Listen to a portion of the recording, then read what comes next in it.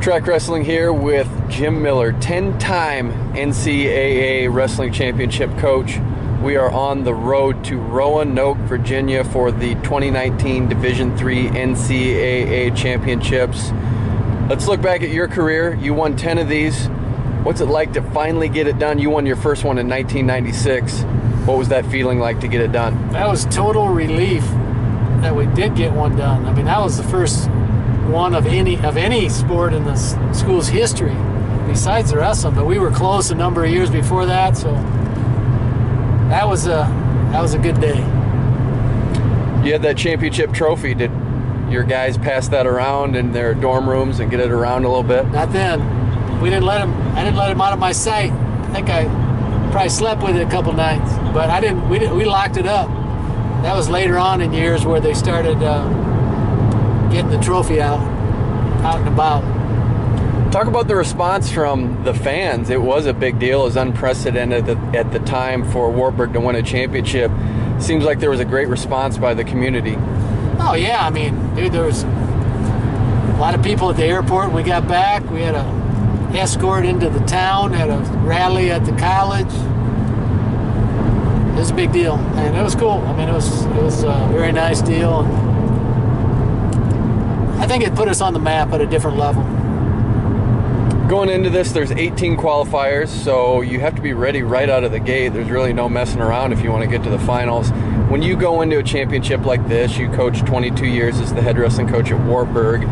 What do you want to make sure your athletes understand when they wrestle in the first round of the tournament? I mean, you want them to understand that first round is the most important match of their year. You know, and then the next match is going to be the next important match of the year. Not to overlook anything, and be ready to go. Wrestle to your full potential immediately that first match, or every opportunity you have in the tournament. So I reinforced that a lot, and that was really important, because you can't be relaxed. You can be relaxed, but you can't take it for granted. Anything. I don't care if you're a high seed or if you're not a high seed. I mean, you don't want to be looking ahead. As a coach, were you relaxed going into the tournaments? No, I was never relaxed. I tried to act like it sometimes, but I was always nervous, and a lot of times it was a good nervous, you know. But by the time the first day got there, I was ready. I wanted to get on the mat. I didn't want to wait. Waiting, I think, was worse. The wait is worse than the actual competition. For me, it was anyway. Did you try to relax at all, or did you just give into it and know that this is who you are and you just had to go with the nerves? Yeah, I mean, no, I didn't relax, and I'd go work out or do something, you know, to try to help, and that helped. But I was just grateful that when the time came to compete, that we were getting on the mat, so that was easier.